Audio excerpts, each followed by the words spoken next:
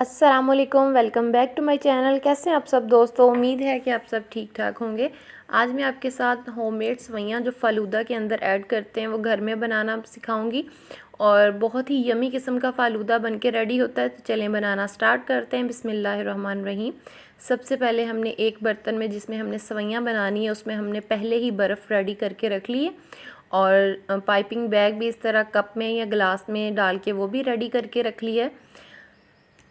तो यहाँ पे हमने पैन लिया, आधा कप हमने यहाँ पे कॉर्नफ्लोर का इस्तेमाल कर रहे हैं। कॉर्नफ्लोर तकरीबन अमूमन हर घर में होता है, अगर ना हो तो आप अरारोट भी यूज़ कर सकते हैं। यहाँ पे हम टोटल इसमें 1.5 कप पानी का ऐड करेंगे। नॉर्मल पानी है तो हमने यहाँ पे पानी 1.5 कप डाल दिया है और यहाँ पे अब स्पैचुला की मदद से ना पहले हमने इसको अच्छे से मिक्स कर लेना है। अभी चूल्हे पे रखने से पहले ही, ताकि जो इसमें गुठली है ना, कॉर्नफ्लोर आपको पता है नीचे बैठना शुरू हो जाता है, तो इसको हमने अच्छे से मिक्स कर लेना है ताकि ना इसमें कोई गुठली वगैरह ना रहे। तो यहाँ पे हमने इसको चूल्हे पे रख दिया। 2 मिनट में ही ये बिल्कुल रेडी हो जाता है, बहुत इजीली बनता है। यहाँ पे जब जैसे ही फ्लेम ऑन होगा ना, इसको हीट पहुँचना शुरू हो जाएगी तो ये थिक होना शुरू हो जाता है। आपने ना स्पैचुला रोकना नहीं है, यहाँ पे मसलसल चलाते रहना है तो ये ट्रांसपेरेंट सी इसकी शक्ल हो जाएगी। तो आपको पता चल जाएगा कि बिल्कुल ये रेडी है। सिर्फ 2 मिनट लगते हैं यहाँ पे ना ये वाला काम करते हुए। तो बस आपने चम्मच को मसलसल चलाते रहना है और यहाँ पे बाद में फ्लेम और ऑफ़ करके बाद में भी आपने चम्मच चलाना है। बस थोड़ा सा ठंडा हो जाए, ज़्यादा ठंडा होगा तो ये वहीं पैन में ही सेट होना शुरू हो जाएगा। ये काम जो प्रोसीजर है हमने इसको गरम गरम के साथ ही करना है। पाइपिंग बैग में डाल दिया और यहाँ पे हमने बर्फ़ के अंदर पानी ऐड कर दिया ताकि ठंडा हो। जैसे ही हमने सवैयाँ बनानी है ना, तो वो सवैयाँ नीचे बैठना शुरू हो जाएंगी, तो आपको पता चल जाएगा कि सवैयाँ बिल्कुल ठीक बन रही हैं। यहाँ पे ये काफ़ी हद तक ये गर्म है। आप यहाँ पे हाथ भी बहुत ज़्यादा ना गर्म पकड़ा नहीं जाता पाइपिंग बैग, तो आप यहाँ पे कोई कपड़ा या किचन टॉवल का इस्तेमाल कर सकते हैं ताकि हाथ नहीं जले। तो ये बहुत ही ज़बरदस्ती सवैयाँ बन के रेडी हो जाती है। मुझसे थोड़ा सा पाइपिंग बैग ना थोड़ा सा मोटा कट गया था, इस वजह से थोड़ी मोटी है, तो आप अपने देख लीजिएगा। बहुत ही ज़बरदस्त सी ये लंबी लंबी सवैयाँ ना बन के यहाँ पे रेडी हुई हैं।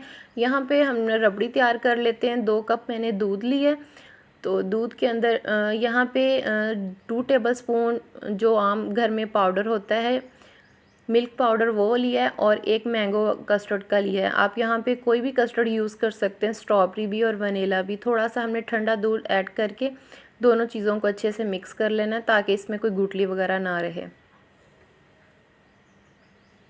यहाँ पे दूध बॉयल आ चुका है। यहाँ पे टेस्ट के हिसाब से हमने चीनी ऐड करनी है। चीनी को ऐड करने के बाद जो हमने मिक्सचर बना के रखा है वो थोड़ा थोड़ा ऐड करते रहेंगे और स्पैचुला चलाते रहेंगे ताकि कोई गुठली वगैरह ना पड़े।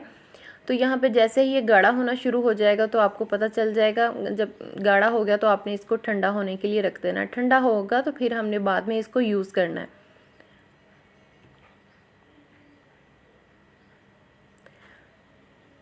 तो यहाँ पे ये ठंडा हो गया, तो अब हमने इसको सेट कर लेते हैं गिलास में।